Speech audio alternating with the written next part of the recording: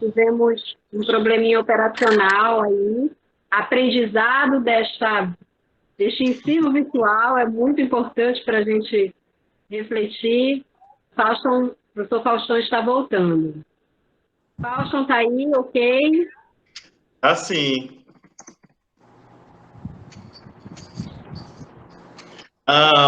Pois bem, pessoal, deixa eu fechar aqui o link do YouTube.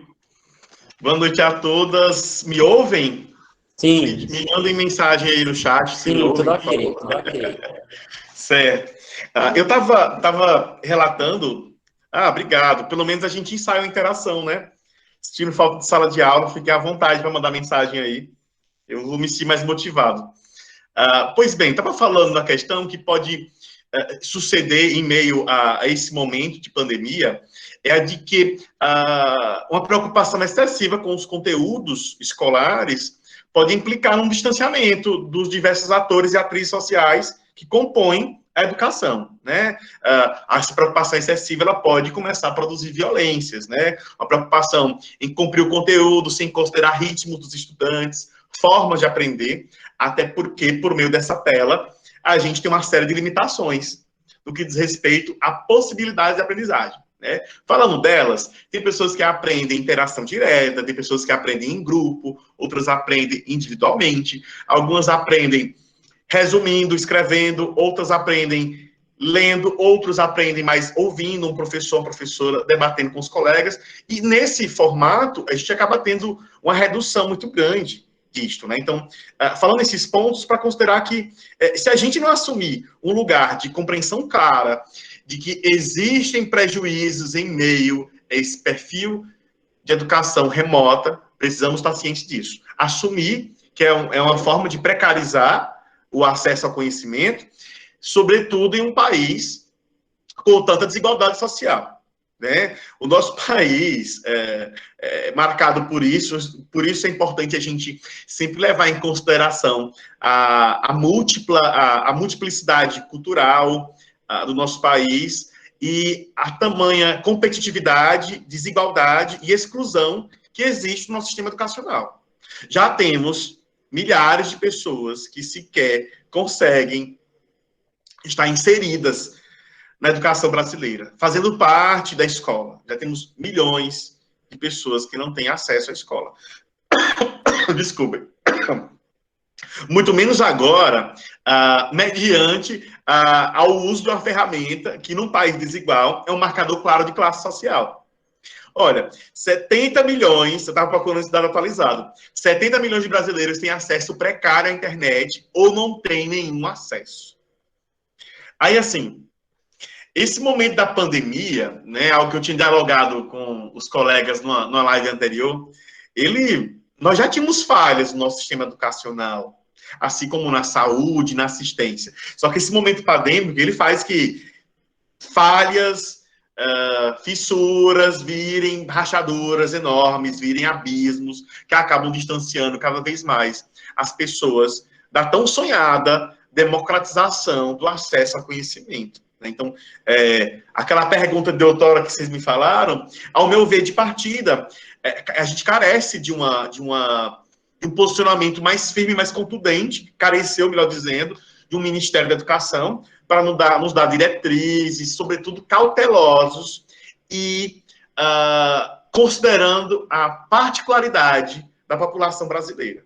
As particularidades eu falo enquanto um país repleto de desigualdades. Só que, detalhe, o nosso próprio sistema educacional, como falei anteriormente, já não respeitava tanta essa desigualdade, na medida que produzia exclusão a alguns grupos de pessoas, sobretudo as classes mais populares, né, do acesso a esse conhecimento. E agora, limitar, então, para mim seria muito complicado. E um acréscimo ao que Consuelena coloca, o Conselho Nacional de Educação não versou detalhamentos e particularidades frente às modalidades educacionais, né? Então, quais particularidades devem ser consideradas? A educação de jovens e adultos, a educação especial, dentre outras mais modalidades educacionais, assim, ou seja, não houve uma particularização com relação a isso, né?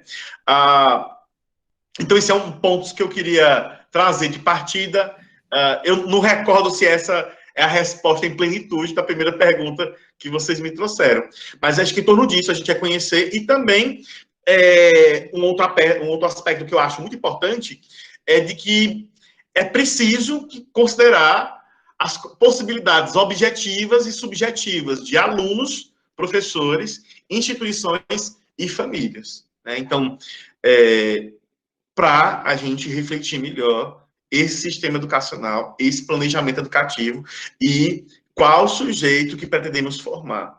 Um ponto que é imperioso da gente considerar, pensar, a gente estava até debatendo sobre isso aqui quando a live caiu no YouTube, a gente seguiu debatendo, é de que a escola é uma instituição referência, né? E eu gosto de pegar isso separado por um hífen mesmo, instituição referência. Uma instituição de referência ao acesso ao saber científico e que essa instituição,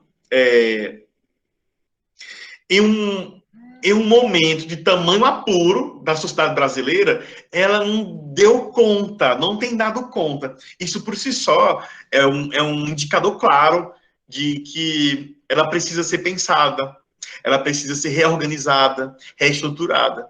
E ela, enquanto instituição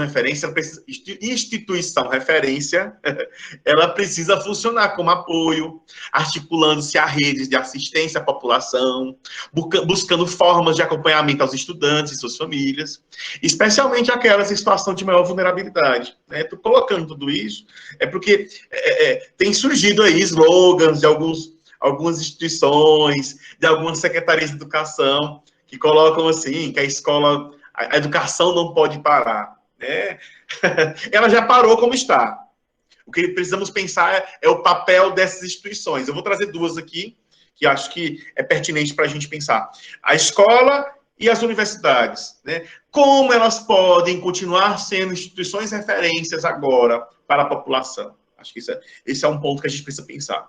Não necessariamente a gente voltar abruptamente, sem seguir normas de biossegurança, sem respeito às vulnerabilidades, aos ritmos das pessoas, às suas labutas, enfrentamentos diários, não é? Tem pessoas que não pararam em nenhum momento dessa pandemia de trabalhar e estão submetidas a condições altamente nocivas de trabalho. Então, a gente não pode dizer que estamos em igualdade, né? Então, assumir tudo isso e a gente pensar o lugar dessas instituições como instituições referências que possam apoiar as pessoas. Apoiar, levando informação, prestando cuidado, orientação e, sobretudo, o saber científico, que está sendo muito sucateado em nossa sociedade, na medida que a gente despreza, inclusive, o movimento de percurso, de testagem de um fármaco, de produção de uma vacina, né? E alguém sai dizendo abruptamente que é só tomar o tal remédio que você se cura, né? Então, tem surgido muito isso nas mídias, né? Um prefeito de uma cidade que diz que é só beber água, que o vírus desce para o suco gástrico e o suco gástrico dissolve o vírus, ou um medicamento para verme que ele vai acabar, destruir o vírus do seu organismo. Então, assim, são falas que desprezam por completo o saber científico que ele tem. Envolve um preparo, envolve um método científico, envolve uma testagem, e tudo para isso um tempo, né? Então, não é uma fala aleatória que vai produzir isso. Então, acredito eu ter respondido um pouco da provocação inicial.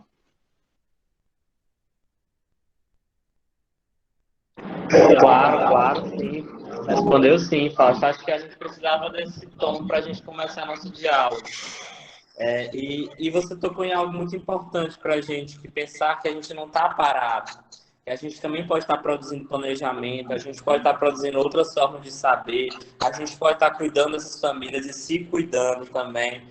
Esses entremeios, talvez, são pontos para a gente pensar em formas de cuidado, ao invés de pensar em formas de violência. Que a gente sabe que a instituição escola consegue e produz violência também. E essas formas da gente voltar por voltar e ter que voltar também é uma forma de violência. A gente, inclusive, Fausto, queria saber de ti como é que é a psicologia escolar. né? Ela tem trazido as contribuições para esse atual, mas ao mesmo tempo que é um velho cenário de crise que é gestado agora na pandemia, mas que também tem resquícios de um passado. As contribuições da psicologia escolar para pensar esse cenário, inclusive no campo das políticas públicas educacionais. Como você enxerga esse lugar da psicologia escolar no meio da pandemia? Tá. Primeiro, uma psicologia escolar que seja crítica. Para segmento da conversa, precisa ser uma psicologia escolar que pense o indivíduo inserido num contexto histórico, político, cultural, que pense, ao falar de psicologia escolar crítica, é uma escola que pense o chão daquela escola, produzindo subjetividades, produzindo interações com sujeitos que têm particularidades e que também interagem com pessoas de diferentes gerações. Então, colocar esse ponto de compreensão, eu digo isso porque ainda há uma face da psicologia escolar muito individualizante e que se preocupa apenas com o recorte do indivíduo, como se ele fosse só o aspecto cognitivo, né? Então, primeiro eu acho que a psicologia escolar que pense a escola pública, gratuita, com equidade e socialmente referenciada, né? Então, e também que funcione de maneira participativa e democrática. Então, uma psicologia escolar pensando dessa maneira, no funcionamento escolar, e tendo essa visão da escola, que, inclusive, fenômenos que vão ser produzidos no chão daquela escola, que merecem também intervenção no chão daquela escola, né? Quando eu falo de fenômenos produzidos, eu incluo, desde que se falava antes da pandemia, que as questões que remetem ao ato de ensinar, de aprender, a evasão, reprovação, e como agora, o que a gente está falando agora? O que é que vai remeter do trabalho desse profissional da psicologia, né? Um aspecto muito importante. Qual é a relação dessa escola com a família, né? Nós, na escola, como psicólogos escolares, já precisamos fomentar ações, sim, para tornar produtivo esse vínculo entre ambas as instituições, que muitas vezes competem, né? Muitas vezes a escola delega muito das suas funções à família, e a família, muitas delas, à escola. Então, isso é um papel fundamental. Um outro é também de caracterizar a população estudantil. Olha, psicólogos que estão aí na rede pública ou particular, que não conhecem sequer as particularidades, melhor, as potencialidades e as vulnerabilidades dos estudantes, como ele vai atuar num momento tão crítico como esse? E eu trago isso à baila, porque muitas vezes a gente indagar um psicólogo com a visão ainda tradicional e limitada de escola, ou individualizante, ele pode trazer um elenco de características que ele os considere de incapacidades que o aluno tenha. Mas poucos vão conseguir relatar para a gente um pouco da história do estudante, novamente, suas potencialidades, quais são suas áreas fortes. E agora, um espaço muito importante dessa psicologia escolar crítica é pensar quem são essas pessoas e como podemos criar situações de apoio, de auxílio, de orientação. Um outro aspecto muito importante é a operacionalização das políticas públicas de educação, né? Aí a gente vai perguntar assim, como é que podemos operacionalizar as políticas sem território? Já que as políticas surgiram a partir dos territórios, dos movimentos sociais, de grandes estudiosos da educação, da infância, da adolescência, do desenvolvimento humano, né? Mas olha só, pensar nelas, pensar em como algumas podem ser operacionalizadas e como novas políticas podem ser remodeladas mediante o momento pandêmico. Olha, eu consigo trazer assim, um agrupamento de 6 agrupamentos de políticas públicas de educação aqui para a gente debater, né? Nós temos políticas públicas de educação voltadas para a melhoria da educação, ou seja, um agrupamento que se direciona para essa qualidade do ensino, tanto o acesso como também a permanência. Um outro agrupamento de políticas, esse é muito importante, são as políticas públicas voltadas para a formação de professores. Muitos países fortaleceram ações para essas políticas no presente momento. Dentre eles, eu queria citar a experiência do sistema educacional da Argentina e do México, que eles pensaram agora justamente em fortalecer políticas de formação de professores. Outro agrupamento de políticas são as políticas que remetem à formação dos próprios psicólogos na escola, dos próprios profissionais técnicos, que são trabalhadores da educação, né? O que nenhum de nós também sabia o que fazer em meio à pandemia. Começamos a refletir depois que ela sucedeu também. Um outro agrupamento de política que é importante a gente levar em conta são as políticas de educação especial. São políticas que remetam à inclusão de pessoas com algum tipo de deficiência, né? Outro perfil de política, dois perfis de políticas são muito esquecidos, tá? Esquecidos, negligenciados em termos de atuação do profissional da psicologia escolar, assim como de reflexões envolvendo a psicologia escolar crítica. São as políticas intersetoriais, que envolvem educação e saúde, educação e assistência, né?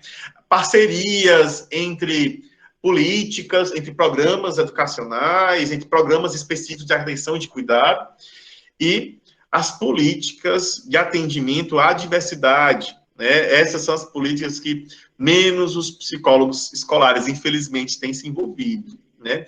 Então, assim, colocando como pontos, né? Então, são aspectos que eu acho muito pertinentes, né? Por parte do profissional e, somado a isso, uma assistência e cuidado à saúde, ao bem-estar subjetivo dos trabalhadores da educação. Os professores estão sendo dentre os profissionais que mais têm sofrido em meio a essa sobrecarga, essa rotina. E independente da forma como forem planejar o retorno às aulas, vai implicar um trabalho dobrado ou triplicado ao professor. Eu sei que tem sistemas... O Brasil está muito solto frente a isso. Tem unidades federativas pensando no retorno de várias maneiras. Algumas pensando assim, uma aula uma vez por semana e os outros 4 dias remotamente. Outras revezando os estudantes. Qualquer uma dessas vai implicar num planejamento dobrado ou triplicado de atividades pedagógicas por parte do professor, né? E igualmente também pensar que... E esse professor também, ele vai estar em plenas condições de biossegurança também para realizar o seu trabalho? E a saúde mental do professor. Então, assim, eu acredito que são linhas de frente. Resumindo, a caracterização da população estudantil para levantar potencialidades e prestar o apoio devido. Redesenhar o perfil de relação que estabelece com a família, né? Um segundo ponto importante. Um terceiro que eu falei, tentar operacionalizar políticas públicas voltadas para ampliar esse apoio e cuidar da população, sobretudo aquelas que, historicamente, nós da psicologia fazemos vista grossa, ignoramos, deixamos de lado. E um outro aspecto que eu acho muito pertinente é cuidar da saúde mental dos trabalhadores da educação. Eu acho que... Só que quem não pensa a escola como um território que é mobilizado, atravessado por todas essas questões políticas, econômicas, estruturais, históricas, só vai fazer intervenções que envolvem processos psicológicos básicos, né? Não é uma intervenção crítica e, ao meu ver, não vai ser a intervenção que vai prestar o cuidado devido e necessário para o momento. Era isso, Breno? É isso mesmo, professor. Consou?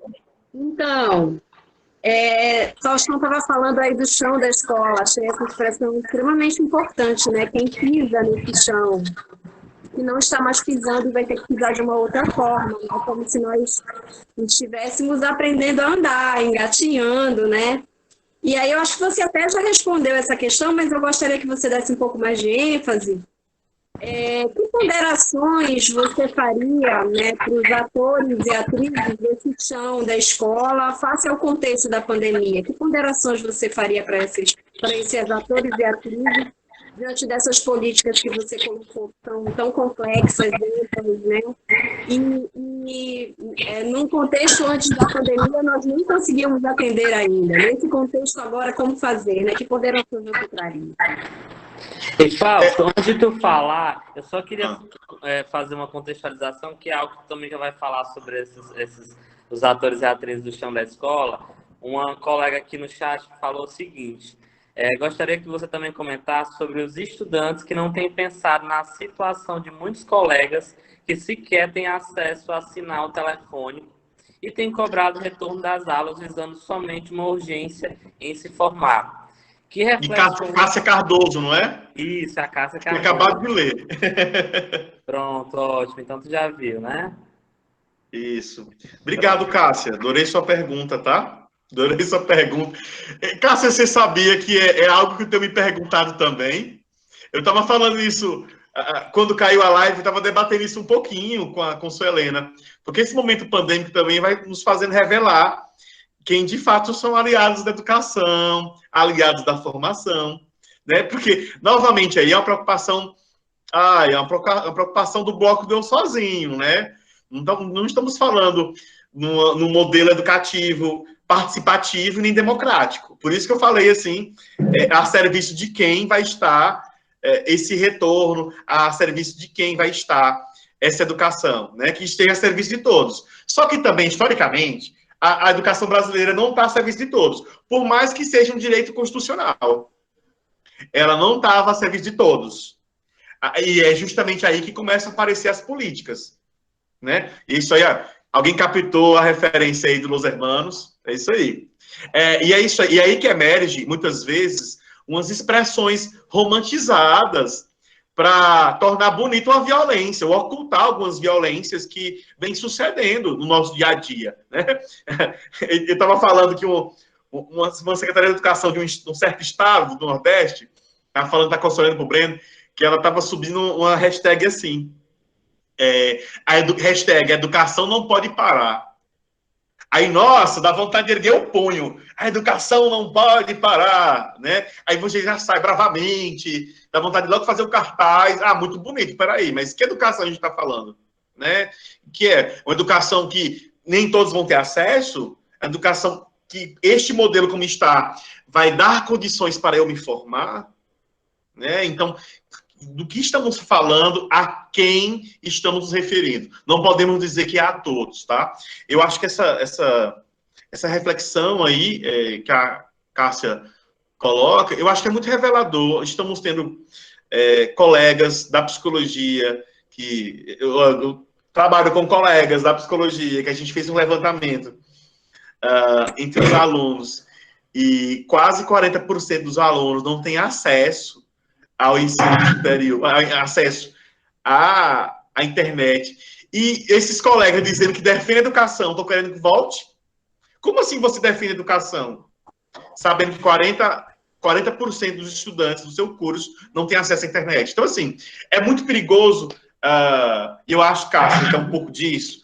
Tem surgido muito slogans, frases, chavões aí, bonitos, extravagantes, que muito embora só estão querendo ocultar algumas violências. Essa é a percepção que eu tenho, tá? Então, se eu não consigo pensar num espaço democrático e participativo de todos mesmos, é importante também pensar meu lugar futuro de atuação profissional, né?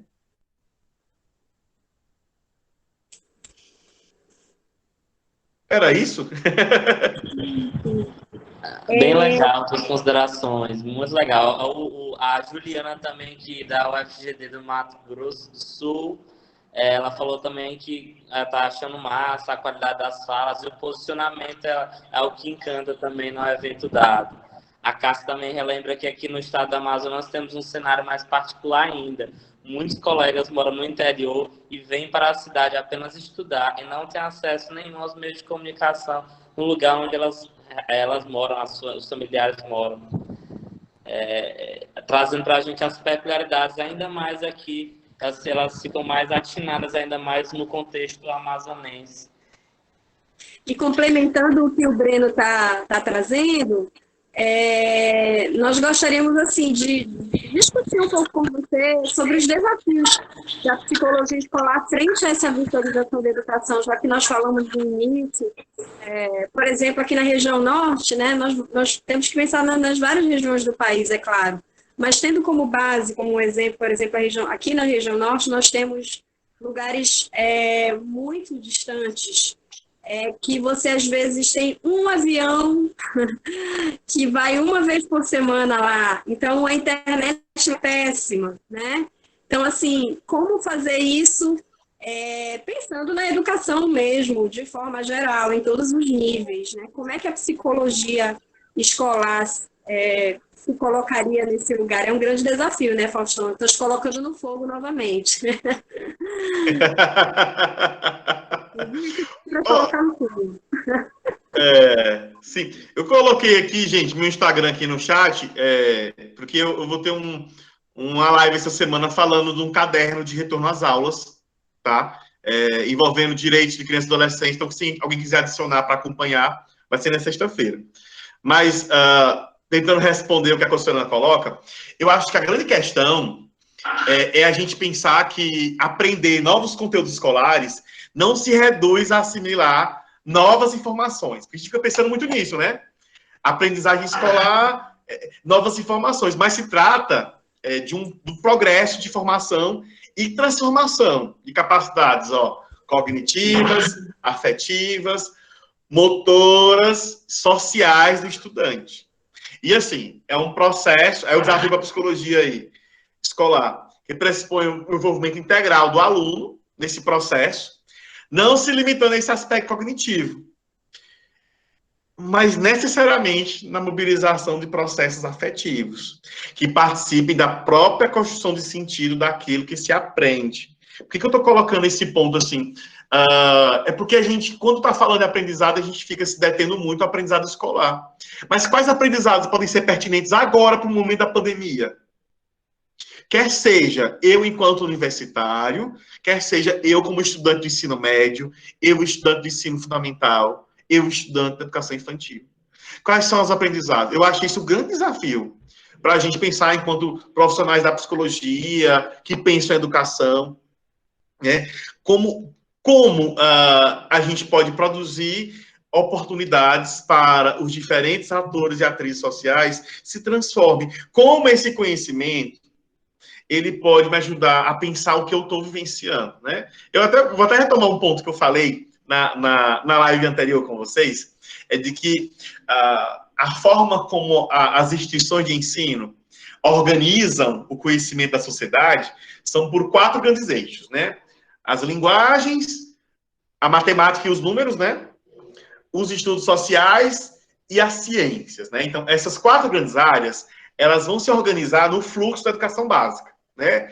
Educação infantil, fundamental, médio, né? Superior se especifica, né? Mas, assim, isso vai desdobrar em quê? Em disciplinas. As ciências, ela se subdivide adiante em biologia, química, em física. As linguagens vão ser múltiplas, né? Dentro da própria língua portuguesa, vamos ter redação, literatura, temos língua inglesa, língua espanhola, dependendo do sistema, né? Então, estou colocando isso para vocês, para a gente trazer como reflexão como esse ser vivo que afeta a minha saúde, como pensar esse ser vivo, o que é que as ciências têm a dizer sobre esse ser vivo invisível que gera esse transtorno todo para diversos países. Como pensar a situação do isolamento social a partir dos estudos sociais, da geografia, da história, como foi historicamente lidar com algumas pandemias. Tivemos a pandemia da tuberculose, que implicou, inclusive, a criarem escolas desconfinadas, escolas a céu aberto, escolas embaixo de árvores, né? Como a matemática pode nos ajudar a pensar, né, o ciclo de um vírus, a pensar quarentena, que quarentena é essa, que está com mais de 90 dias, que perdura. Então, são questões numéricas, como pensar esses aspectos, né? A linguagem aí, o que envolve essas novas palavras, novas expressões, a própria língua inglesa, né? Lockdown, né? Muitas expressões estão aí fazendo parte do nosso dia a dia. Que, enquanto desafio, como esse saber científico ele pode chegar para o estudante, para a sua família, para ajudá-los a lidar com essa pandemia. Eu não estou querendo dizer que do dia para a noite a gente vai criar uma vacina aqui. O acesso científico, o acesso ao saber científico ele transforma, ele fortalece, não só pelo meio da vacina, né? Mas ele fortalece em meio à situação que está acontecendo em sua volta, né? Quando eu citei nos bastidores aqui, estava lembrando muito da música da Gal Costa, que ela, no verso, ela fala que é preciso estar atento e forte. Uma escola preparada para cuidar da sua população, como eu falei há pouco, de instituição referência, ela vai levar o acesso ao saber científico para o indivíduo pensar e entender a sua realidade, no seu entorno. Entender o porquê lavar as mãos, o porquê higienizar, o porquê o uso da máscara. Então, assim, se essa escola descola a gente, todo esse contexto, a gente não acaba fazendo nada. E pensando a psicologia escolar, nós somos recentemente inseridos como profissionais que são trabalhadores da educação, né? A partir da lei sancionada em 12 de dezembro do ano passado, 2019, que coloca como trabalhadores da educação psicólogos e assistentes sociais na educação básica. Então, isso nos imputa de muita responsabilidade, porque os sistemas educacionais brasileiros terão, por unidade federativa, terão que ter esse profissional. Então, dito isso, é um ponto que a gente tem que pensar por demais nesse nosso lugar. Não como um profissional que vai apenas cuidar de um indivíduo em situação de aprendizagem, mas de um cidadão que está sendo formado em uma sociedade complexa, competitiva e desigual. E que esse cidadão ele possa ser fortalecido. E que esta escola possa ser pensada como uma possibilidade de participação ativa, democrática e transformação das pessoas. Não sei se eu falei o que era necessário. Claro, Fausto. E, gente, o chat aqui tá liberado também. Eu queria que vocês colocassem preferencialmente, quem tiver alguma pergunta, alguma outra questão, que às vezes fica subindo a hashtag, né? Muita coisa, Fausto.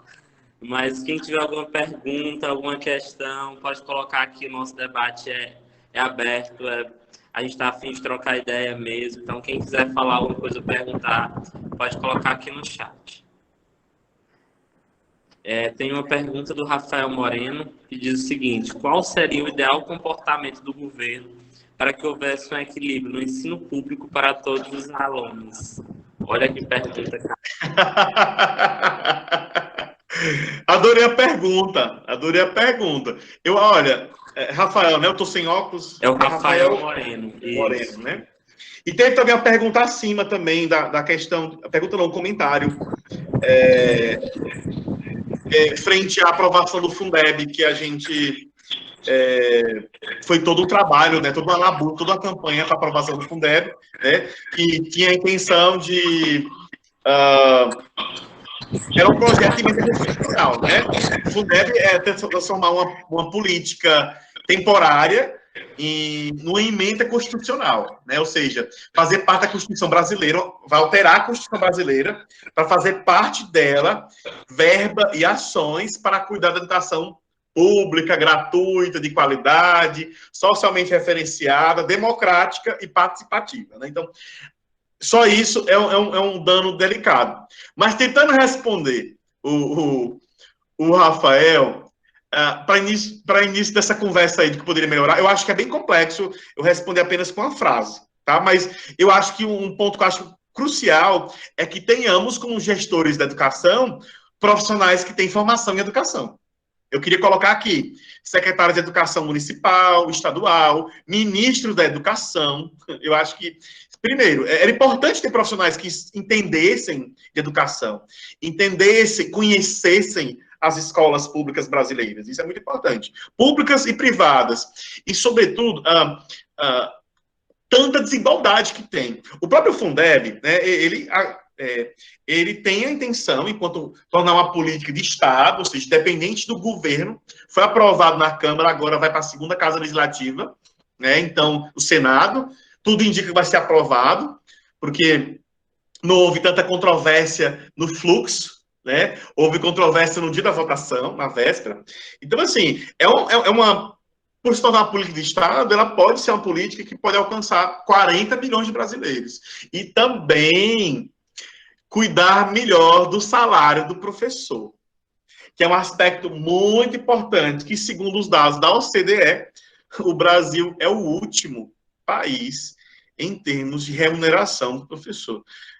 Dizer que isso não é uma grande violência, não é um grande desrespeito a um profissional que tem um trabalho de tamanha importância, igualmente também de tamanha exposição. Né? Então, o Fundeb opera para isso. Né? Então, eu acho que a gente começar a criar mais políticas de Estado, não de governo, ou seja, às vezes temos uma política muito interessante, muito pertinente, muda de governo, aquela política ou programa educacional, ela se perde.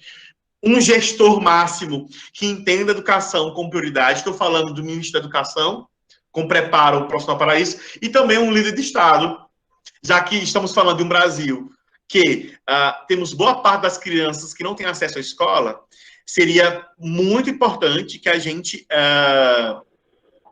tivesse como prioridade do nosso país, do nosso Estado-nação, maiores investimentos em educação. Então, aprovar uma verba para o Fundeb, virar uma mão de obra grande dessas, de luta política, luta dos conselhos, não deveria. Deveria ser algo de fluxo contínuo e que nós teríamos que brindar o momento, não para virar um momento de luta, né? Acho que é por aí. Espero ter também respondido, né?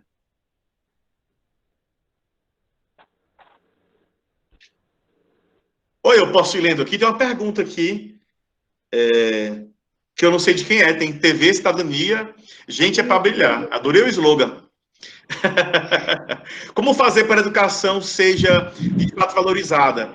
Quem estuda em escola pública não tem a mesma chance e o mesmo nível que os alunos da escola particular? E por que os professores ainda se revelam uma categoria tão desunida? Olha, eita, perguntas complexas, mas eu gostei. Complexas mesmo. Olha só, deixa eu pegar um exemplo.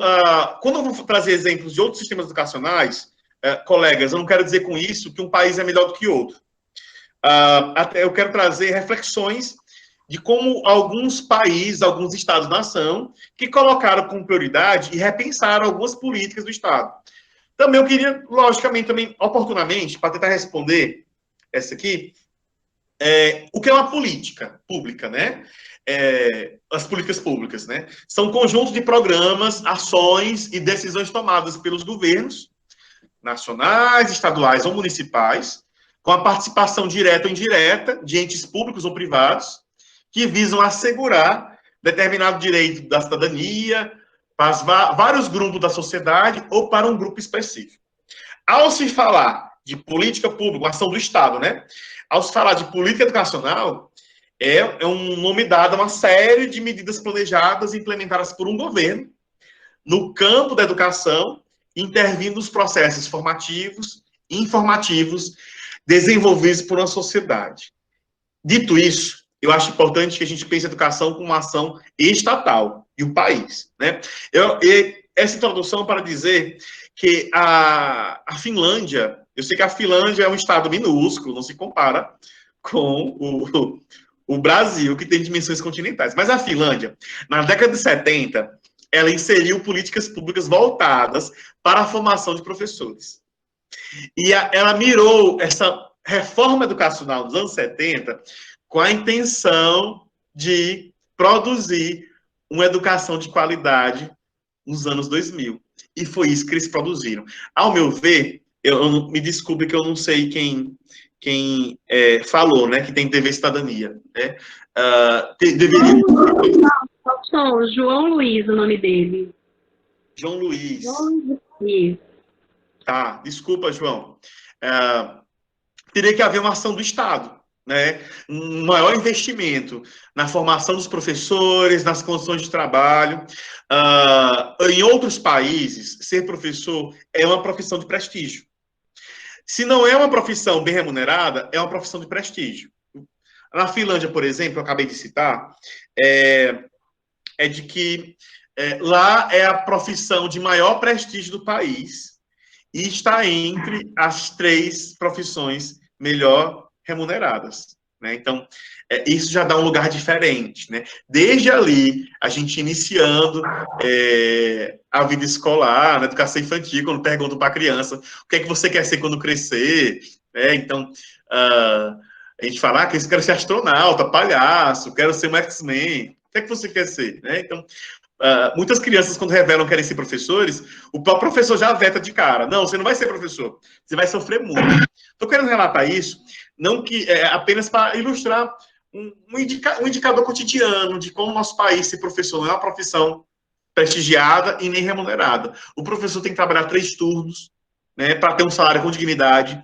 O professor tem que dormir menos horas para poder planejar suas aulas. Então, assim, ao meu ver, eu acho que mereceria, sim, uma política de Estado pensando na reforma educacional, tá? Nós temos uma legislação muito potente que envolve a educação brasileira, que é a LDB, Lei de Diretrizes e Bases da Educação. O delicado é operacionalizá-la. Igualmente, também, temos uma outra legislação que opera em políticas de cuidado, é o Estatuto da Criança e Adolescente, né, que, por mais que ele também mereça, 30 anos depois, ele mereça ter alguns aditivos, do que remete a questões de classe, a questão étnico-racial, e a questão também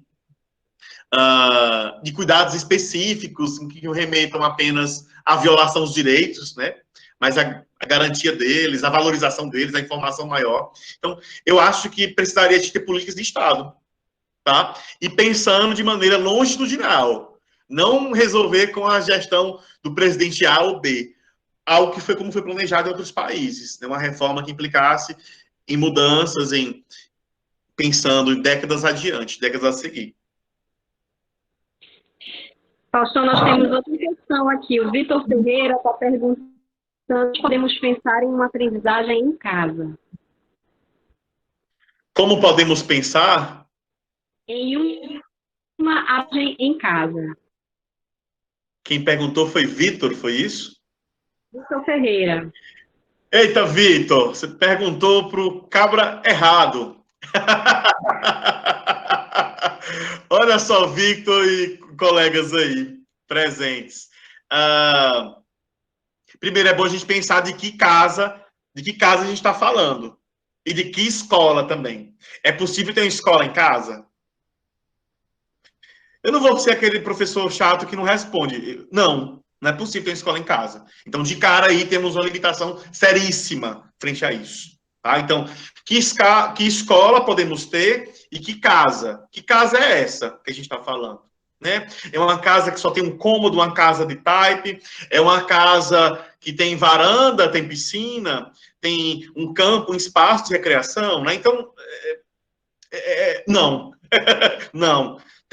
Sou terminantemente contrário ao fortalecimento dessa ideia, que essa ideia, inclusive, espertamente, está com quantos dias? Foi dia 28. De 28, eu pesquiso aqui no meu pós-doutorado a relação entre as proposições legislativas com a psicologia escolar e o processo de medicalização de diagnósticos, né? E eu estava vendo, sabe o quê? Como essa sua pergunta é muito pertinente, que no dia 28 foi solicitado ao Congresso Nacional uma maior celeridade para fazer valer 2 projetos de leis para circularem de maneira mais veloz. Um deles foi de posse de armas, não tenho muito o que dizer, estamos correndo a pandemia, então é prioridade lutar pelo porte de arma, é prioridade aprovar uma lei assim? Então, o que é que está na agenda do governo? E o outro, Vitor, como é perigoso, o outro é do homeschooling, né, da aspas, tá? 1000 aspas, escolarização em casa, né? Que ele é um projeto de lei de autoria do Abraham Weintraub, o ministro anterior da Educação, e da Damares, que é ministra também, né? Então, eles pediram a celeridade quanto a isso. Eu queria colocar que essa inspiração do projeto de lei, ela tem a intenção, dessa proposição legislativa, ela tem a intenção de que os pais possam oferecer, aliás, possam se posicionar junto ao Ministério da Educação em termos de responsabilidade para que os filhos aprendam em casa, seguindo um formulário, um protocolo estabelecido pelo Ministério da Educação. Agora, eu vos pergunto, não só para o Victor aqui, né? Quais são as famílias que vão conseguir operacionalizar esse homeschooling? As famílias das classes populares vão conseguir fazer isso? Muito provável que não. A gente está diante de um projeto de lei que fortalece por completo a distância que existe entre as classes sociais. É um projeto de lei que ridiculariza a desigualdade social que existe e que já existe no nosso sistema educacional, já existe na sociedade, existe no nosso sistema educacional. Os próprios saberes veiculados na escola, nem todos eles são pensados em todas as pessoas, são pensados muitas vezes numa classe social. Então, assim, é um projeto de lei classista. Então, não, como diz o pessoal aí, não vou passar pano por homeschooling. Aliás, vale mencionar que o homeschooling ele é uma inspiração num modelo educativo que alguns estados norte-americanos adotam. Porque lá o sistema educacional ele não é unificado, como acontece no nosso país, é uma lógica diferente. Ele vai ter particularidades de cada estado. Estado dos Estados Unidos, né? Vai ter uma particularidade, né? E alguns adotam o homeschooling, muito embora eles fazem algo, que é o field trip, que é um perfil de aula de campo, né? Que não dispensam, a criança estuda em casa, ela tem o acesso ao conhecimento, às informações ali, com pais que trabalham só um turno, ou apenas um dos dois trabalha. Não estamos falando de um país que há desigualdade social como o Brasil, né? Então, mesmo assim, eles pensaram na aula de campo, né? E o homeschooling não pensa em nada disso. Para concluir essa pergunta, se me permitem, essa ideia de que os filhos vão estudar em casa, unicamente com seus pais, revela um desejo de criar os filhos circunscritos à esfera familiar. Só que também vai limitar experiências, vai reduzindo seu potencial de aprendizagem. E temos estudos realizados em diversos países que apontam não só ameaça aos direitos dessa criança ou jovem, como também a redução da eficiência na aprendizagem de conteúdos. São resultados assim, preocupantes do ponto de vista social e psicológico. Então, assim,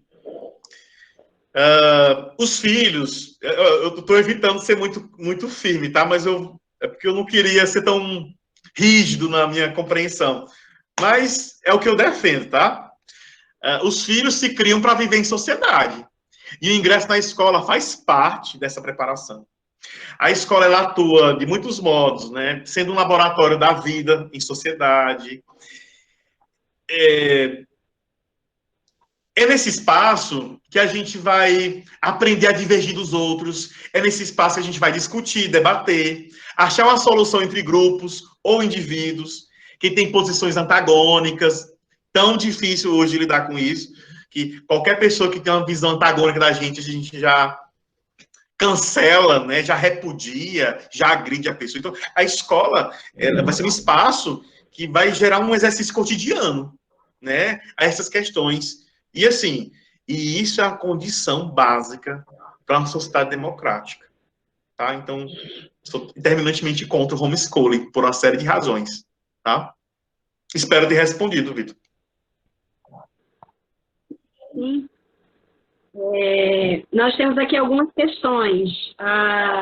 O Renato Lima dos Santos fez uma colocação no início da tua fala de política de educação de Estado e não de governo realmente seria o ideal, e com cláusulas pétreas.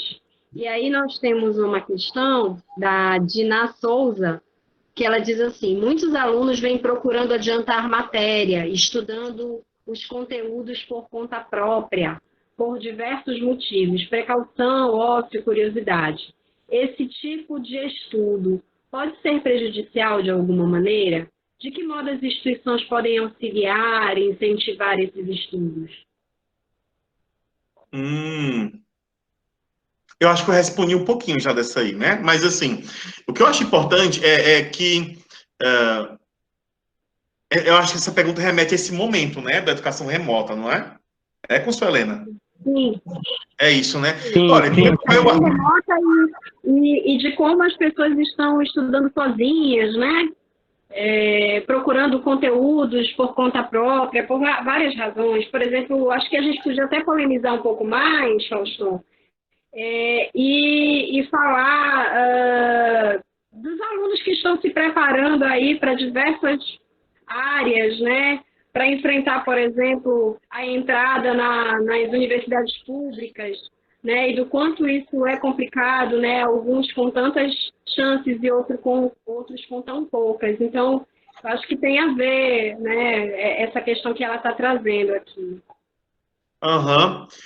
Eu acho assim, sabe? Porque a gente está falando que quando a gente. Até isso, as pessoas podem começar a romantizar, né? O autodidatismo, né? Fica parecendo aquele discurso de coach, né? O sucesso está dentro de você, né? Eu acho isso tão perigoso ao se falar de educação, né? A gente não está falando de igualdade de condições, né? Você vai estudar sozinho por sua conta. Novamente, a gente chega num aspecto de classe social, né? Então, quantas crianças têm um acervo de livros em casa? Jovens também têm acervo de livros em casa. Boa parte dos estudantes estavam se preparando para prestar o Enem, por exemplo, a única forma de acesso a livros era na escola, que agora estão fechadas, né? Então, dizer que eles estarão em mesmo grau de competitividade com outras pessoas, então, assim, eu em particular, eu não romantizo essas questões. Eu acho extremamente desafiador para todos os envolvidos que vão ter acesso à informação. Eu, em particular, eu já estive em algumas lives, mas em todas elas eu fico excessivamente inseguro se eu estou me fazendo entender, porque eu não tenho o quê? Eu não tenho o olhar de vocês, eu não estou transitando pela escola. Eu sei que, às vezes, você pensa algo em perguntar, imagina, eu tenho que digitar. E isso quebra muito essa rotina. Igualmente, também quebra um pouco, por mais que você seja autodidata, você tenha uma boa capacidade de organização, esse momento, por si só, também, ele dificulta, gera prejuízos.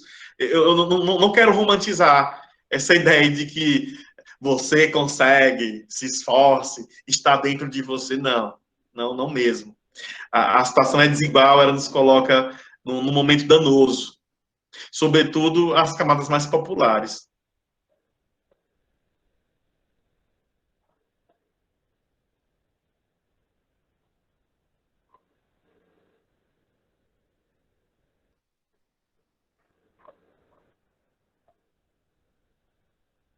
Oi? Oi. Separou nas camadas mais populares? Foi isso, Faustão? Foi sim. Achei que tinha falhado o teu áudio. Então, eu vou continuar aqui com algumas colocações. O pessoal está contribuindo bastante. A Alessandra fala, em relação a quem tem acesso à virtualização, posso dizer que a alta autonomia disponível ao estudante é um problema para a sua formação sobre seu comprometimento com o estudo, uma vez que ele tem controle dos seus horários e como responde suas atividades virtuais. Aí ela coloca entre parênteses, colando ou não. Ou até mesmo sofrendo com a ansiedade ou desincentivo desse controle. A professora Iolete, que é a nossa diretora, né, lá da faculdade de psicologia, ela coloca que o homeschooling é uma bandeira de pastores evangélicos que tem a Damares como porta-voz. É a professora Iolete do Conanda, não é? Sim, exatamente. Eu sou fã dela. Se ela estiver aí, tchau, um beijo para ela. Sou fã dela. Sou fã dela. Ela não faz ideia de como ela me ajudou pelo trabalho dela no Conanda, tá? Sempre acompanho sua luta. Olha a professora aí. Prazer, professora.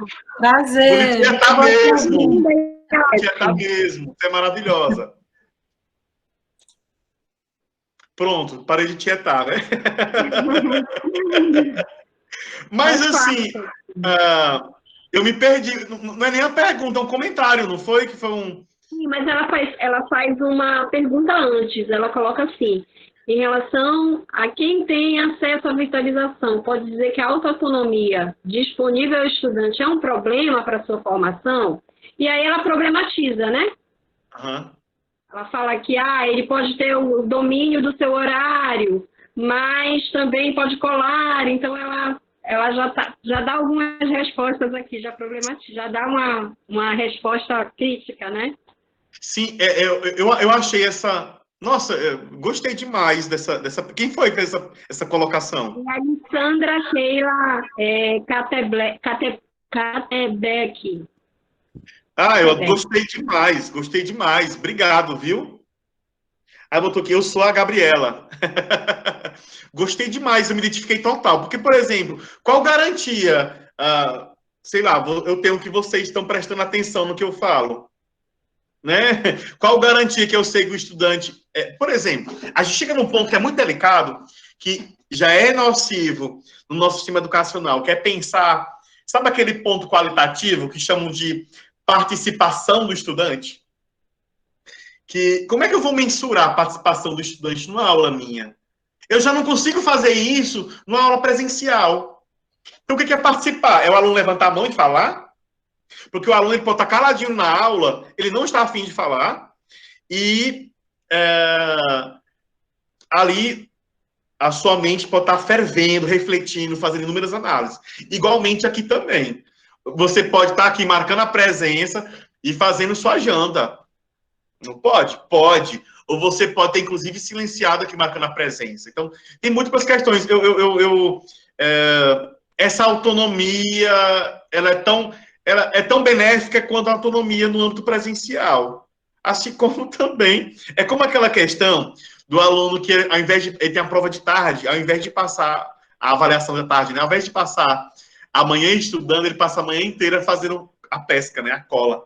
Que se ele estivesse passando estudando, teria aprendido um pouco mais, né? Então, maneiras, acredito eu, tá? Maneiras de burlar, de corromper a prática educativa, tirar proveito, elas vão suceder.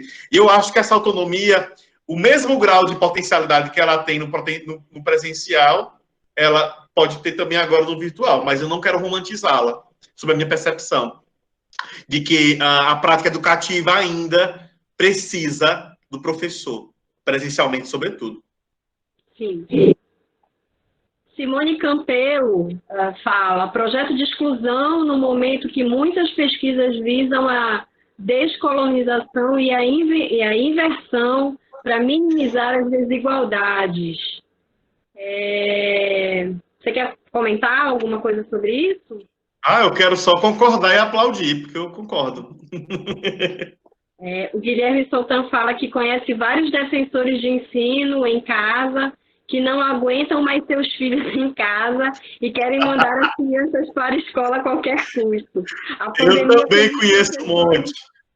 A pandemia fez os professores mudarem de comunistas doutrinadores para santos pacientes. Enfim, a hipocrisia. Eu acho que muita gente viu vídeos aí de professores circulando na internet, né? Alguns de falhas. Eu acompanhei de algumas ex-alunas minhas, que eu dou aula na pedagogia também, né? Eu vi aulas brilhantes, brilhantes mesmo, brilhantes. Só que, ao mesmo tempo, a professora, na contação de história, com as parlentes, aquelas músicas com finalidade educativa, pedagógica, muito embora estamos falando não de passar conhecimento, estamos falando de educação, né, que é algo bem amplo, bem maior, que envolve não apenas o aspecto cognitivo. Vai ter prejuízo, sim, a gente não pode assumir essa hipocrisia. O que a gente faz é o quê? Como até o Breno fez a provocação inicialmente, tentar reduzir alguns danos e pensar que as instituições são referências de cuidado, né? E também, que eu não falei aqui, lembra que eu falei na outra live com vocês, a educação à distância é diferente da educação remota de emergência. A educação à distância é uma modalidade educacional prevista pela Lei de Diretrizes e Bases da Educação brasileira, de 1996. A versão anterior não versava sobre isso, né? Dito isso, essa modalidade educacional ela foi pensada para adultos. Eu sei que isso é pouco dito, está circulando aí. O que estamos vivenciando é a educação, o ensino remoto de emergência. Não é educação, ensino remoto de emergência. Uma prática de acesso ao conhecimento emergencial em meio a uma situação pandêmica. Então, não é a mesma coisa que essa modalidade educacional. E vale destacar essa modalidade ela não foi pensada para crianças e nem para adolescentes. Foi pensada para adultos. E mesmo ela tem uma carga horária presencial, ela tem materiais específicos e um planejamento pedagógico específico, e anterior a tudo isso, tem professores com formação específica também para essa modalidade.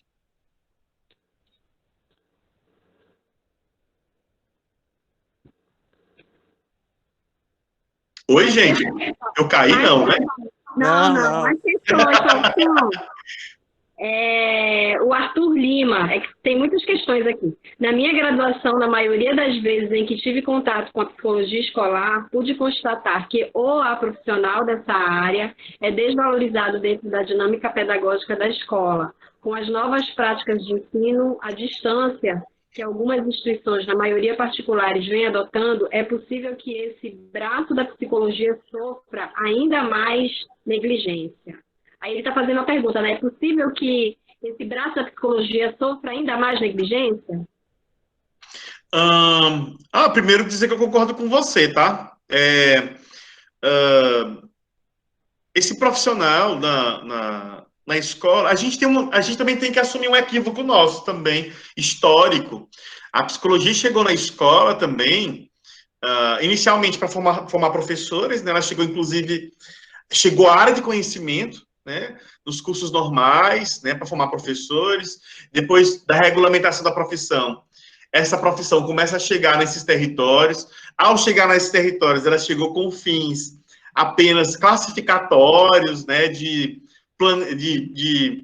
avaliar as crianças, atribuir-lhes um diagnóstico, não pensando a escola, o chão dela de maneira ampla, né? Então, primeiro é bom fazer a meia-culpa aí, a gente tem essa culpa nesse sentido. Então, uma terceira fase, que foi a crítica a esse modelo de psicologia individualizante, que a escola também se protege em meio a isso. Algumas instituições de ensino também começaram a cercear um pouco o trabalho desse profissional. Isso aconteceu no movimento do nosso país, né? O que eu vejo que a gente teve um avanço grande com a aprovação da lei para todas as escolas públicas, né, da educação básica, né? Essa aprovação dessa lei é um avanço, e nós também temos as referências técnicas para a atuação de psicólogo da educação básica, ou seja, um norte. O que eu vejo de muito delicado é que boa parte dos usuários dos serviços de psicologia, de um modo geral, né, mas na escola, sobretudo, eles não sabem o que a gente faz. Se eles não sabem o que a gente faz e o psicólogo chega na escola sem saber o que faz também, eu acho isso muito complicado. Se a gente chega na escola, a gente tem que partir de pressupostos teóricos da educação, das ciências psicológicas, mas também de conhecimentos das ciências da educação. Quais são as ciências da educação? A história da educação, filosofia da educação, sociologia da educação e psicologia da educação. São 4 grandes áreas que pensam conjuntamente com as políticas educacionais, a avaliação da aprendizagem, a legislação educacional. O psicólogo está chegando na escola, muitas vezes, sem conhecer a educação, sem conhecer a prática educativa. Então, eu chamo para a gente a responsabilidade também. Tem um texto da Raquel Cruz que ela ilustra as 3 grandes dificuldades de atuação do psicólogo na escola. Uma delas é o usuário que não conhece, não sabe do nosso serviço, os gestores que desconhecem a importância desse profissional e como ele pode conhecer pelo nosso próprio trabalho na rotina também, apresentando, fazendo-se importante, negando também alguns serviços que querem imputar a gente de responsabilidades. Eu trabalhei por 6 anos na escola privada, que eles queriam que o serviço de psicologia entregasse o resultado dos alunos reprovados. Aí, éramos 3 psicólogos, né? Uma das colegas, ela disse que iria fazer, que era um momento muito oportuno para a gente cuidar do aluno em situação de sofrimento. Eu me posicionei terminantemente contra, porque nós não teríamos elementos para falar do ciclo educativo do aluno naquele corrente ano. Quem teria mais elementos para falar, já que o momento era de prestar cuidado, eram os professores, as professoras e estudantes. para falar de como foi o ano, utilizar o momento para avaliar junto com a família sobre o resultado.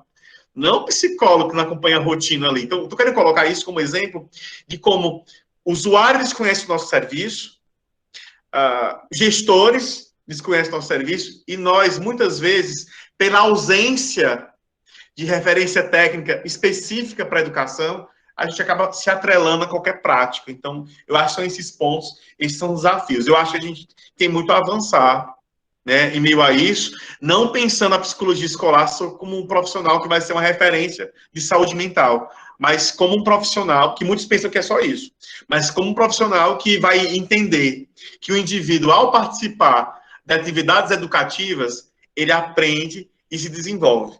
E pensar também que naquela instituição nós vamos ter pessoas e profissionais das diferentes idades, dos diferentes momentos de desenvolvimento. Então, é uma instituição que vai operar para o desenvolvimento das pessoas e aprendizado delas, tá? Faustão, só complementando a sua fala, é muito importante que a gente comece a quebrar esse modelo que é tão forte na psicologia do diagnóstico, do menino problema, né? A gente tem um problema para resolver. E de pensar a psicologia como preventiva, como comunitária, como social, né? Do psicólogo atuando com as pessoas dentro da escola, na comunidade, com uma atuação mais ampla, levando a psicologia para mais pessoas, com intervenções que podem ser super interessantes, e que vão para além da saúde, assim, que estão no campo da saúde mental, mas vão para além da doença mental, do menino problema. Quer dizer, grande parte das escolas ainda pensa, é uma grande crítica à psicologia escolar, né? Isso Sim. Já vem de muito tempo, mas que o menino problema tinha que ir para a sala do psicólogo. E eu acho que isso não acontece só na escola, acontece em todos os lugares. Eu acho que nós, psicólogos, temos que repensar isso de todos os lugares, mas sobretudo na escola também, porque é um espaço muito propício, mesmo nesse momento aí de desafio, que nós estamos falando de ensino remoto, virtualização do ensino, né? São várias as nomenclaturas, e eu acho muito pertinente você fazer essa diferenciação, que não é ensino EAD, isso é importante da gente enfatizar aqui. O ensino EAD tem toda uma preparação, tem planejamento, né? Não é com o carro andando que a gente vai fazer o trabalho, né? Para os pais, né? Para os gestores, isso tem que ficar muito claro. E aí eu acho que é importante que a gente quebre isso, não só na psicologia escolar, como em outros campos da psicologia. Nós podemos fazer uma atuação muito mais ampla do que escutar um menino problema. Nós podemos auxiliar os professores, nós podemos criar programas de saúde dentro da escola, de facilitação do aprendizado. Nós podemos fazer uma série de atividades para além daquela que muitos psicólogos estão acostumados na sua salinha, no seu cantinho, né? E temos mais questões aqui. O João, né, da TV Cidadania, fala: é angustiante a grande oportunidade que o Brasil está perdendo. O Japão investiu na educação no período pós-guerra e se tornou uma potência que é. Estamos discutindo a escola sem partido e não pensamos formação de uma juventude crítica bem preparada e que se envolva nos grandes temas nacionais. Como enfrentar esse momento? Tem uma pergunta também do Jander aqui, que a gente pode até pegar o gancho também. Se você poderia comentar sobre o tipo de ensino híbrido. Como funciona esse ensino híbrido, como se dá o ensino híbrido? Eita, gente, não tem uma pergunta simples aqui não, nessa live. Olha, esse ensino híbrido, eita, é porque eu ia falar da coisa da crítica da psicologia escolar, né? Uma psicologia escolar atual e crítica, só falar rapidamente, depois chegar nessa questão do híbrido aí. Ela tem uma crítica direta à ideia de modelos clínicos e clínicos terapêuticos na escola. Estamos ali para cuidar de todas as pessoas envolvidas, né? E do processo educativo, fortalecer os educadores e as atividades educativas. Uma crítica direta a essas práticas medicalizantes que tendem a culpabilizar o indivíduo pelo seu desempenho, como se o indivíduo o indivíduo, que é um produto do processo educativo, ele acaba sendo responsabilizado e medicalizado ao receber um rótulo de uma classificação nosológica, de um transtorno mental. Por exemplo, gente, olha, eu admiro muito as 106 pessoas que estão aqui, atentas. Eu não sei se eu estaria ainda. Então, nem por isso quer dizer que eu tenho um déficit de atenção. Quem é que consegue ficar atento por 4 horas seguidas, numa aula, que controla o meu corpo, controla o meu vestuário? Alguém que fala coisas que eu não acho tão interessantes. Então, a crítica, a psicologia escolar atual, crítica, ela tem uma crítica severa e contrária a esse aspecto, essa visão medicalizante. E outra é um clássico, que é a concepção de fracasso escolar, que ela só foi ser provocada pela professora Maria Helena de Souza Pato, nos anos 70, que essa crítica se edificou e intensificou anos 80, 90, até os tempos atuais, a tendência que existia de culpabilizar o estudante pelos problemas produzidos na escola, né? O aluno que não segue o ritmo da escola, o aluno que não adere ao controle do comportamento que a escola produz, né? Então, antes de Pato, acreditava-se que o indivíduo que não atendeu ao ritmo da escola, ele era um indivíduo fracassado. Então, a Pato foi a primeira ao questionar de que evasão escolar e reprovação são produzidos no contexto escolar. São produzidos naquele território e merecem ser alvo de intervenção o chão da escola e todos os atores envolvidos. Só que a psicologia, antes da Pato, ela fazia muito o quê?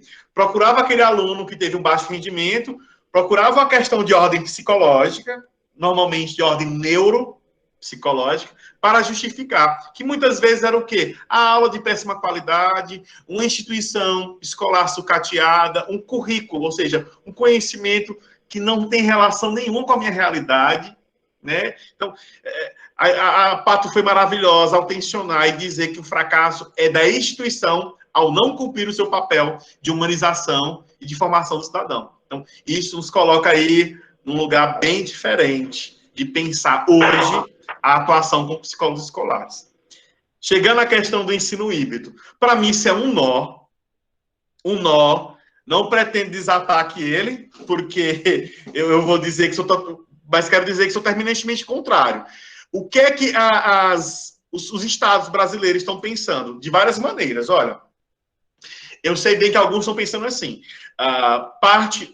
uma aula uma vez por semana, os outros 4 dias em casa, outros estão pensando em um grupo de crianças escalonadas, passarem 1 semana de aula, outras 3 sem aula. Então, estão pensando nesse ensino híbrido de diferentes maneiras.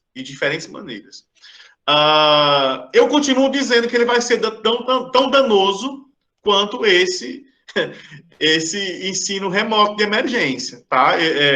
Olha, eu não posso dizer também de maneira contundente, sem problematizar as etapas da escolarização. Estamos falando de quem? De crianças da educação infantil que não têm autonomia sequer para se higienizar, muitas delas, né? Estamos falando de que escola? E olha só, dentro desse híbrido, eu vou falar... o estado de São Paulo, que é onde eu estou atualmente, tem pensado nele, executá-lo, retomar assim como também o Distrito Federal. Aí ainda tem outras particularidades dentro desse híbrido.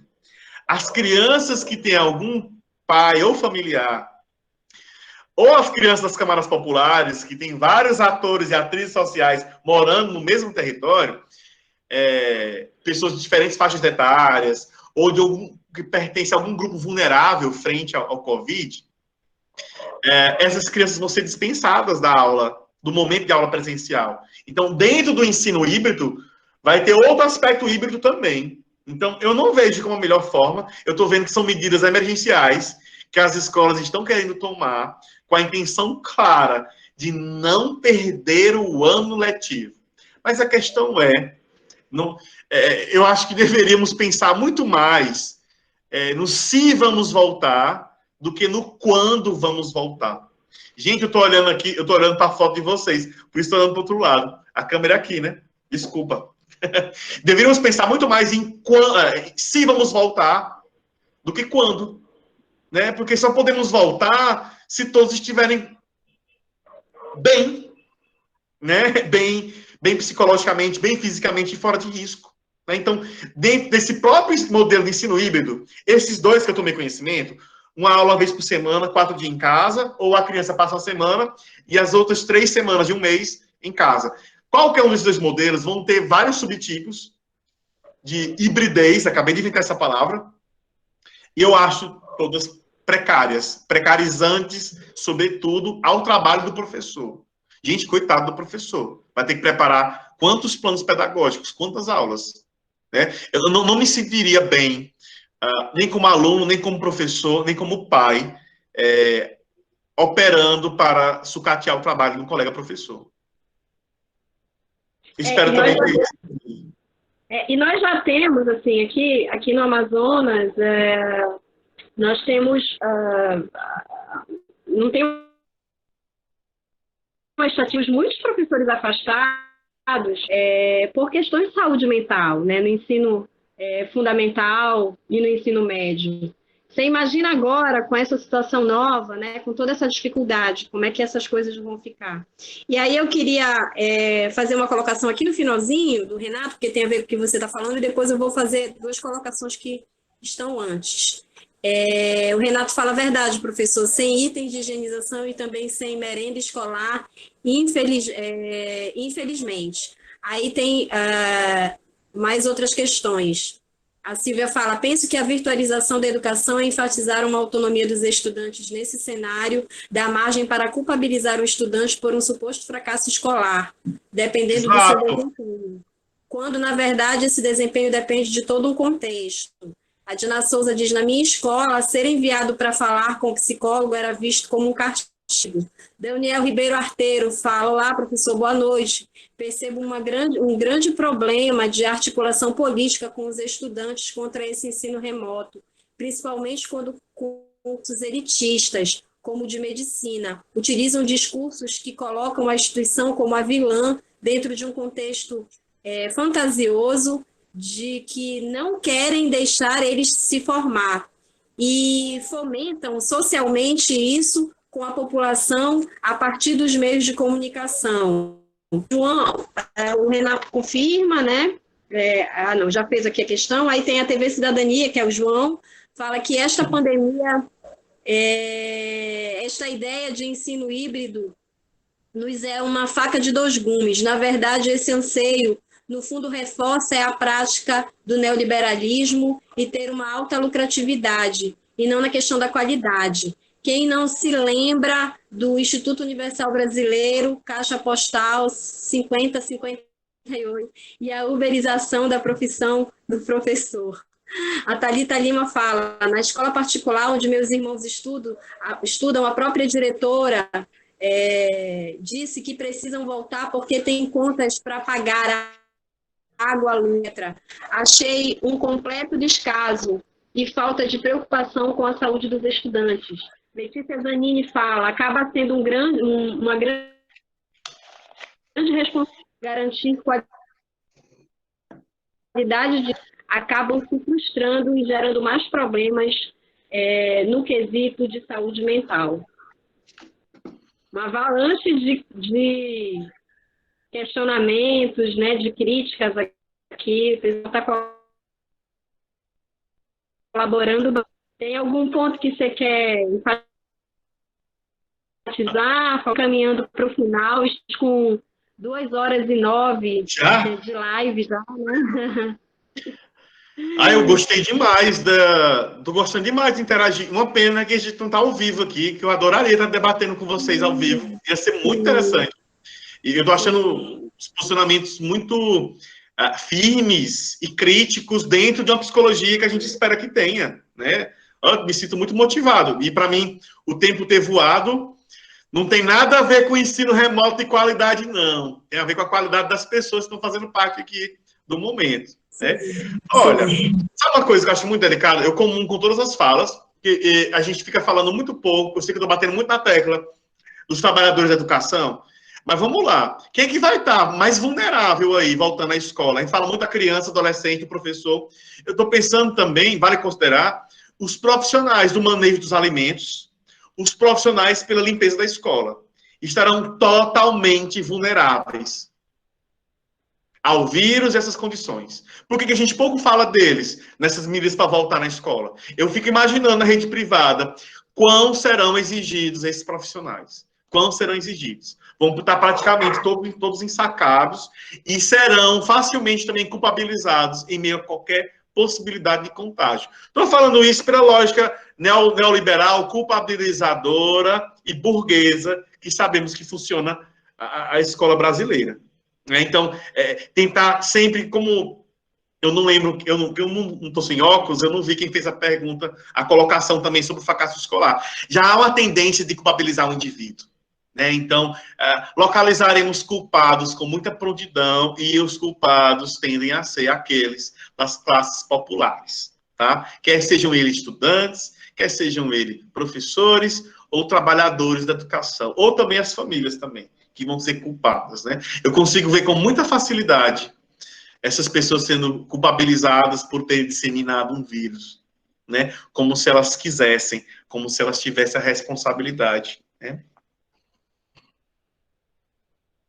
Isso, Faustão.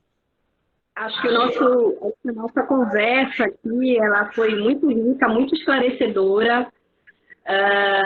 Nós estamos aqui com 103 participantes nesse momento de abertura da Semana de Psicologia aqui da Universidade Federal do Amazonas, e é uma grande honra ter você discutindo isso nesse momento conosco, Faustão. Professor Breno teve que se ausentar, né? Ele tinha um compromisso agora, e eu gostaria que você, se quiser, ter uma fala final, dizer algo que seja importante aqui para os nossos alunos, para os nossos ouvintes, né, que estão nesse momento. Acho que realmente essa ideia de virtualização do ensino com um grande ponto de interrogação. Nós devemos pensar, repensar, criticar, reelaborar, organizar, planejar, repensar. Então, acho que nós temos muitos trabalhos e muito trabalho a fazer para pensar esse momento, pensando esse momento também na saúde e que a vida de todos importa, né? A vida de todos aqui importa. Então, conciliar todas essas questões vai ser um grande desafio para todos nós, e principalmente para nós, professores, psicólogos na escola, né? Sem contar que a gente tem um grande risco aí de uma segunda onda, né? Porque nós vamos ter crianças na escola, mais trânsito, mesmo que de forma híbrida. Então, nós temos ainda muitos desafios pela frente, muitos contextos. Nós temos aqui muitas pessoas agradecendo, né? Falando daquela belíssima abertura. Muita gente falando aqui, elogiando o teu discurso. Então, eu queria que você finalizasse aí, se você quiser deixar uma fala para a gente. Tá.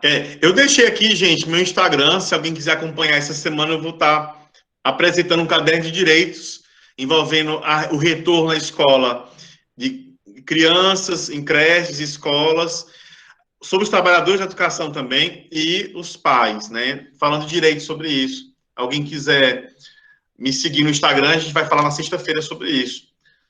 Não é só uma propaganda, não, tá? É um convite mesmo, tá? Mas eu queria demais agradecer aqui a oportunidade e a honra de estar no evento com vocês. Consuelena, é sempre bom estar com você, tá? Deixo aqui minha admiração.